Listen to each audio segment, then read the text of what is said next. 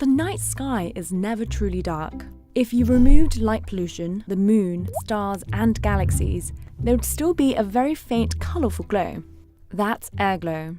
With cameras, you can photograph it only on the darkest of nights. It's about 1/10 as bright as the combined light of all the stars. From above, it forms a luminous bubble encapsulating Earth. Appearing right at the interface to space, airglow holds clues to how our atmosphere affects weather in space, and how space weather affects humans on Earth. The bands of light span from 50 to 400 miles above Earth's surface. In the uppermost boundary of the atmosphere is the ionosphere. This is where our GPS signals and astronauts travel. What makes this region complicated is that it's constantly changing. It reacts to both energy emanating from the sun and weather near Earth's surface. And as the ionosphere fluctuates, so can conditions in near-Earth space where the space station lies.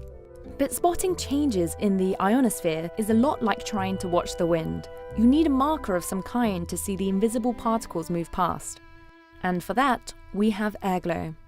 These colourful lights reflect changes in the ionosphere, and this is due to the way it's formed. Our atmosphere consists mainly of nitrogen and oxygen, and small traces of other molecules. When these molecules reach the upper atmosphere, they're at the mercy of the sun.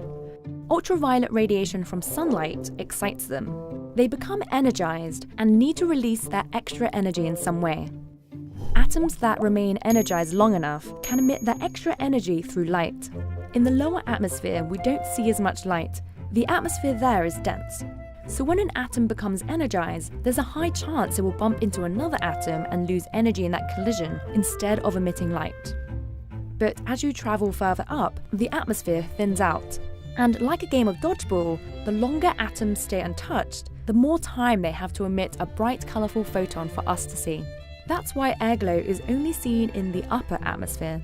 But it can get even more complicated. Some collisions can produce light too. On the night side of Earth, green light is the brightest and occurs when oxygen atoms become excited through collisions with oxygen molecules. A variety of other complex reactions create red and blue light, as well as UV and infrared light that are invisible to the human eye.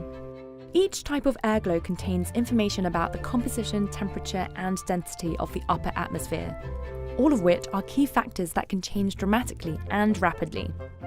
So airglow turns out to be a fantastic proxy, illustrating not only how particles move through the ionosphere, but what kinds of particles even exist there, which is key information for helping us tease out how space and Earth's weather interconnect. And that's a great reason for NASA to study this beautiful phenomenon.